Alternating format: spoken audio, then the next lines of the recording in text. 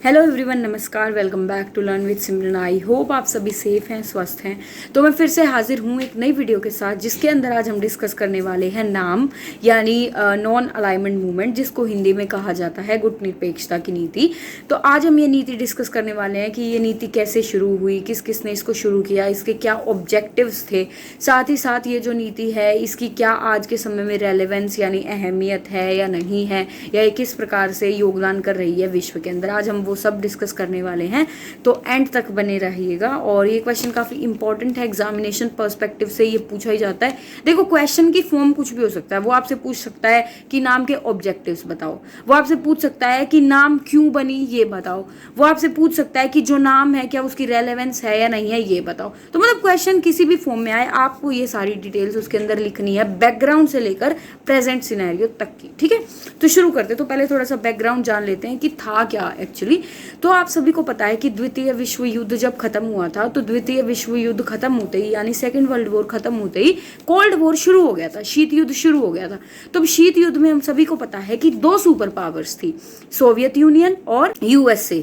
ठीक है, United states of America. तो ये जो थे, ये दो अलग अलग सुपर पावर्स थी और ये लोगों को डोमिनेट कर रही थी, ये लोगों के ऊपर अत्याचार कर रही थी। तो अब क्या हो रहा था कि जो और बाकी जो कंट्रीज हैं वो भी धीरे धीरे इंडिपेंडेंट होने लगी। ठीक है, वो भी आजाद होने लगे। छोटे मोटे जो देश थे वो डीकोलोनाइज, आजाद होने शुरू हो गए थे उस समय पर।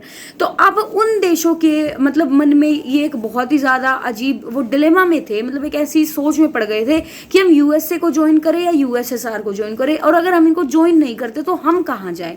तो ऐसे ही बहुत सारे जो देश थे, उनमें से 5 देश के लोग जो है सामने आए और उन्होंने डिसाइड किया कि हम एक अलग अपना ग्रुप बनाएंगे, जिसको कहा गया नॉन अलाइनमेंट मूवमेंट, जिसको कहा गया थर्ड वर्ल्ड यानी तीसरा विश्व। देखो, दो विश्व यानी दो अलग अलग ग्रुप्स। दो विश्व कौन कौन से हो गए? यूएसए और सोवियत यूनियन। अब उसके अलावा दो ग्रुप, एक अलग ग्रुप बन रहा है, तो वो क्या कहलाया? तीसरा विश्व कहलाया वो, यानी थर्ड वर्ल्ड कहलाया। अब जो थर्ड वर्ल्ड था उसके अंदर ज्यादातर जो कंट्रीज थी, यानी नाम के अंदर जो ज्यादातर कंट्रीज थी जिन्होंने नाम को शुरू करना चाहा, वो कंट्रीज कहाँ की थी? वो कंट्रीज थी एशिया और अफ्रीका की। ठीक है, एशिया और अफ्रीका द्वीप की वो देश थे जो कि अभी अभी आजाद हुए थे। वो देश चाहते थे कि हम ना तो यूएसए को ज्वाइन करें, ना हम सोवियत यूनियन को ज्वाइन करें, और हम आजादी से रहें। और जो हमारी अभी इतनी बुरी हालत है कि अभी रिसेंटली वो आजाद हुए हैं, तो वो अपने आप का विकास करें, ना कि सोवियत यूनियन में मिलकर उसको बढ़ावा दे। वो अपने देश को बढ़ावा देना चाहते थे। ठीक है, तो उस समय पर क्या हुआ कि गुट निरपेक्ष आंदोलन शुरू हुआ, यानी कि नॉन अलाइनमेंट मूवमेंट शुरू हुआ। एक नया ग्रुप फॉर्म किया गया, एक नया ग्रुप बनाया गया, जिसके अंदर एशिया अफ्रीका की कंट्रीज थी। और ये जो ग्रुप है ये किसने शुरू किया? ये ग्रुप शुरू किया 5 आदमियों ने। आप इनको कैसे याद रख सकते हो? नेहरू, नासर, टीटो, सुकर्णो और नुकमरा। ठीक है, अब देखो ये कौन थे? 5 फाउंडर मेंबर्स थे। 5 फाउंडर मेंबर्स में से सबसे पहला जो मेंबर था वो थे जवाहरलाल नेहरू, जो कि इंडिया के कंट्री से, मतलब इंडिया से थे और वो इंडिया को रिप्रेजेंट कर रहे थे। दूसरे थे नासर, जो कि इजिप्ट से थे। तीसरे थे जेबी टीटू, वो यूगोस्लाविया से थे। ठीक है, 3 हो गए, नेहरू, नासर, टीटो। चौथा था सुकर्नो। अब जो सुकर्नो थे वो कहाँ से थे? सुकर्नो इंडोनेशिया से थे। ठीक है, और इंडोनेशिया में ही जो हमारा नॉन अलाइनमेंट मूवमेंट है उसका क्या है? उसका हेडक्वार्टर बना हुआ है। ठीक है, तो इंडोनेशिया। फिर उसके बाद एक कंट्री है घना। ठीक, वहां के प्रेसिडेंट थे नक्रुमा। ठीक है, तो ये 5 लोग थे जिन्होंने नॉन अलाइनमेंट के, जो ये फाउंडर मेंबर्स थे जिन्होंने नॉन अलाइनमेंट मूवमेंट की यानी गुट निरपेक्ष आंदोलन की शुरुआत की थी। अब ये शुरुआत तो हो गई। ठीक है, तो शुरुआत होने के बाद अब एक इसका ऑब्जेक्टिव भी तो होता है हर चीज का, कि अगर हम कोई चीज शुरू कर रहे हैं तो उसका ऑब्जेक्टिव क्या है, यानी उसका उद्देश्य क्या है। तो जो नॉन अलाइनमेंट मूवमेंट था, जो गुट निरपेक्ष आंदोलन था, तो उसका उद्देश्य था कि एक जो जितनी भी कंट्रीज हैं जो अभी रिसेंटली आजाद हुई हैं, उन डीकोलोनाइज्ड कंट्रीज को एक तीसरा ऑप्शन देना। ठीक है, उनको एक थर्ड ऑप्शन प्रोवाइड करना कि वो देखो 2 ऑप्शन ऑलरेडी हैं, यूएसए और यूएसएसआर, तो उनको छोड़ करके तीसरा ऑप्शन यानी कि एक नया ग्रुप प्रोवाइड करना, ये था इसका उद्देश्य नॉन अलाइनमेंट मूवमेंट का। ठीक है, अब देखो अब उसके बाद जो है नॉन अलाइनमेंट मूवमेंट के 5 फाउंडर मेंबर आ गए, उन्होंने इसकी फाउंडेशन रख दी, उन्होंने नॉन अलाइनमेंट मूवमेंट शुरू कर दिया। अब इसकी जो पहली मीटिंग थी, जो इसका फर्स्ट समिट था, फर्स्ट समिट कहाँ पे हुआ? फर्स्ट समिट 1961 में 1961 में हुआ। ये हुआ था बेलग्रेड के अंदर, ठीक है, बेलग्रेड के अंदर ये हुआ था। और उस समय पर शुरुआती तौर पर जब पहली मीटिंग हुई थी तब इसके अंदर केवल 15 से 16 देश थे जिन्होंने नॉन अलाइनमेंट मूवमेंट को ज्वाइन किया था, नाम को ज्वाइन किया था, जो थर्ड वर्ल्ड के मेंबर बने थे, ठीक है। उसके बाद अगर हम आज की बात करें, अगर हम लेटेस्ट बात करें, तो आज के समय में 120 कंट्रीज जो है वो नाम की मेंबर बन चुकी हैं, ठीक है। तो अब उसके बाद आते हैं कि अब इंडिया कंट्री जो है, भारत देश है, भारत की क्या अप्रोच रही है गुटनिरपेक्ष आंदोलन को लेकर, नाम को लेकर के इंडिया का क्या योगदान रहा है, या इंडिया की क्या अप्रोच रही है। तो देखो, जो इंडिया है, सबसे पहली बात तो यही हम कह सकते हैं कि इंडिया फाउंडर मेंबर्स में से एक था, यानी कि जो जवाहरलाल नेहरू थे उन्होंने ही नाम की शुरुआत की थी। आप यहीं से अंदाजा लगा सकते हो कि इंडिया का कितना बड़ा योगदान रहा है कि इंडिया 5 फाउंडर मेंबर्स में से एक था, ठीक है। और आज तक जो है इंडिया नाम के साथ बना रहा है और आज तक उसने अपना योगदान हमेशा दिया है।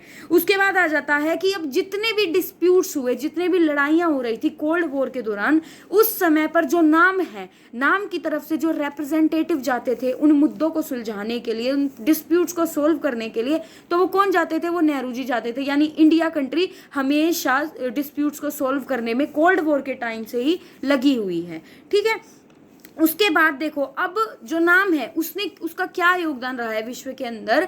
और जो इंडिया भी है, इंडिया भी एक शांति प्रिय देश है, वो भी पीस को प्रमोट करता है, शांति को प्रमोट करता है। तो वहीं जो नाम है, नाम भी शांति को प्रमोट करता है, ठीक है। तो इस प्रकार से जो इंडिया है, इंडिया की अप्रोच बहुत अच्छी और इम्पॉर्टेंट रही है नाम के अंदर, इंडिया का योगदान, भारत का योगदान। अब आगे चलते हैं कि अब जो हमारा नॉन अलाइनमेंट मूवमेंट था, जो हमारी गुटनिरपेक्षता आंदोलन था, जो नीति थी, अब उसके क्या उद्देश्य थे, क्या उसके ऑब्जेक्टिव्स थे, या क्या उसके जो है रीजंस थे जो नॉन अलाइनमेंट मूवमेंट को शुरू किया गया, ठीक है। तो पहला जो आ जाता है, पहला जो ऑब्जेक्टिव है, इसके देखो 4 इंपॉर्टेंट ऑब्जेक्टिव है, ठीक है। पहला ऑब्जेक्टिव आ जाता है कि जितने भी आज़ाद देश हुए थे, नए आज़ाद, जो छोटे विकसित देश नहीं थे, जो उन देशों को सामाजिक और आर्थिक तौर पर मजबूत बनाना, उनको विकसित कराना आर्थिक और सामाजिक तौर पर, ठीक है। यानी कि उनका सोशल और इकोनॉमिक रिकंस्ट्रक्शन कराना, किनका? जो नई डीकोलोनाइज्ड कंट्रीज निकल करके आई हैं, ठीक है। ये पहला उद्देश्य था। उसके बाद दूसरा उद्देश्य था कि पूरे विश्व के अंदर शांति बनाए रखना, to maintain world peace and promote it. यानी इसका जो दूसरा उद्देश्य था वो ये था कि ये विश्व के अंदर शांति का प्रचार करे और शांति को बनाए रखने की कोशिश करे, नॉन अलाइनमेंट मूवमेंट की जितनी भी कंट्रीज हैं वो मिल करके। क्योंकि देखो, वर्ल्ड वॉर और कोल्ड वॉर के टाइम पे इतनी ज़्यादा हलचल मची हुई थी, इतनी ज़्यादा हर जगह पर विनाश हो रहा था, तो उस समय पर बहुत ज़्यादा ज़रूरी था कि एक कोई ग्रुप आए जो सब चीज़ों को, जो विनाश हो रहा है उसको बैलेंस कर सके, ठीक है। तो इसी रीज़न से जो है नाम है वो निकल करके उभर करके आया। उसके बाद जो तीसरा ऑब्जेक्टिव है, तीसरा उद्देश्य है कि ऐसी पॉलिसीज बनाना, नई कंट्रीज हैं जो डीकोलोनाइज होके, जो बेचारी आजाद होके नई कंट्रीज आई हैं, उनके हित में हो वे पॉलिसीज। क्योंकि देखो, अगर यूएसए और सोवियत यूनियन कोई पॉलिसी बनाता है तो वो अपने आप को स्ट्रेंथन करने के लिए पॉलिसी बनाएगा, लेकिन जो नाम है, नाम उन कंट्रीज के लिए है जो अभी अभी आजाद हुई है, जो छोटी कंट्रीज हैं, जो डेवलप्ड विकसित नहीं है। तो ये बहुत ज्यादा जरूरी था कि उन देश के हित के लिए ऐसी पॉलिसी बनाई जाए ताकि वो देश उभर करके एक शक्ति के रूप में हमारे सामने आ सके। अगला था, जो हमारा आखिरी ऑब्जेक्टिव है, वो ये था कि अपनी जो नाम की कंट्रीज हैं, अब नाम के अंदर काफ़ी सारी कंट्रीज जुड़ गई थी धीरे धीरे, तो अब उन कंट्रीज के अंदर एकता बना के रखना, यूनिटी बना के रखना, ये सबसे बड़ा ऑब्जेक्टिव था। क्योंकि देखो, अगर नाम एक ग्रुप बन गया, अगर उस ग्रुप को छोड़ के एक भी कंट्री यूएसए या सोवियत यूनियन में जाता है तो पूरा ग्रुप धीरे धीरे खत्म होता चला जाएगा, नाम का हर एक कंट्री धीरे धीरे छोड़ती हुई चली जाएगी। तो ये सबसे ज़्यादा ज़रूरी था, ये सबसे ज़्यादा इंपॉर्टेंट ऑब्जेक्टिव था कि नाम के अंदर यूनिटी बना के रखना, हर एक जो कंट्री है उसके अंदर कोऑपरेशन, यानी कि उसके अंदर सद्भावना बना करके रखना एक दूसरे के प्रति, ठीक है। उसके बाद देखो, अब तक हमने पढ़ लिया नाम क्या था, किस किसने शुरू किया, फाउंडर मेंबर्स कौन थे, इसका हेडक्वार्टर कहाँ है, इसके ऑब्जेक्टिव्स क्या क्या है। अब हम पढ़ते हैं कि नाम की क्या आज के समय भी जो नाम है क्या वो रेलेवेंट है, क्या वो आज भी प्रासंगिक है। ये क्वेश्चन पेपर में पूछा जाता है कि क्या आज के समय में भी, तत्कालीन समय में भी, तत्कालीन विश्व के अंदर क्या नाम प्रासंगिक है, तो उसको डिस्कस करते हैं। तो सबसे पहली बात तो हाँ, नाम आज भी रेलेवेंट है, नाम आज भी इंपॉर्टेंट है, उसकी जो महत्ता है वो आज के समय पर भी है मौजूद। ठीक है, तो वो कैसे है, क्योंकि देखो जो नाम का पर्पस है, नाम का पर्पस क्या था कि विश्व के अंदर शांति बनाए रखना ना। और आज के समय पर भी हम देख रहे हैं कि अफगानिस्तान हो गया या यूक्रेन, और जिस तरीके से यूक्रेन के बीच में और रशिया के साथ में जैसे युद्ध चल रहा है, तो आज भी जरूरी है कि विश्व के अंदर हम शांति बना करके रखें, तो इसलिए नाम आज भी रेलेवेंट है।